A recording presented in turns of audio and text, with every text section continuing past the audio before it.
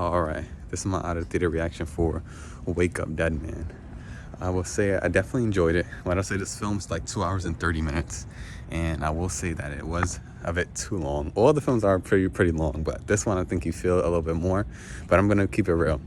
I did enjoy it. I enjoyed every moment of this movie, every moment, and for people who are going in for Daniel Craig, obviously he's great. He's the detective. He doesn't show up for about probably an hour. He doesn't show up until like an hour and like 10 minutes in the movie, which really surprised me.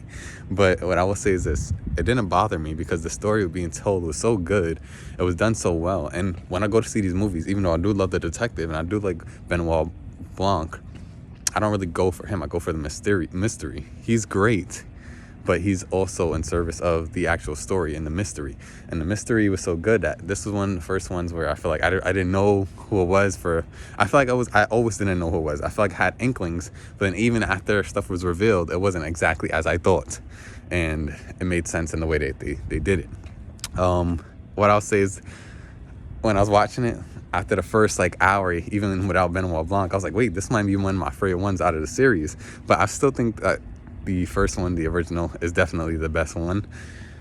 This one, the way the story was really being told, and how all these characters' stories were being brought up to everyone, even before Benoit Blanc, that was like my favorite part. Just like learning about this town, because I didn't watch any trailers. I didn't know who was gonna be killed. I didn't know anything, and all the actors are so good. Sometimes there's a cast, and then one actor's like so super more famous than the rest, so you think, oh, maybe that's the killer, or that's the person we gotta watch out for. But everyone was like heavy hitters, every single person, and a lot of up and comers. So I've been seeing in a lot of movies. So I was like, I really don't know who's the killer. I really don't know who to point. Like if you're looking at a cast list, but I did enjoy it, and I will say, I think, if I'm being honest, I'll say probably, you know how there's always a point in the film where everything is, where you get the truth, where you get how everything actually went down.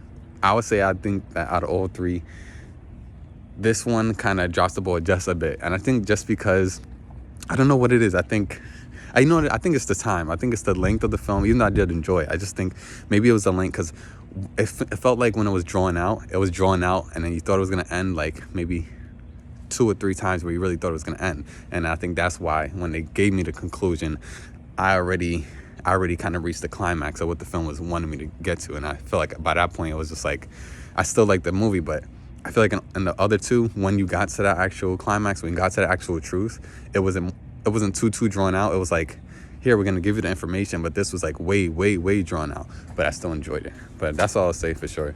But I do definitely think definitely check it out for sure.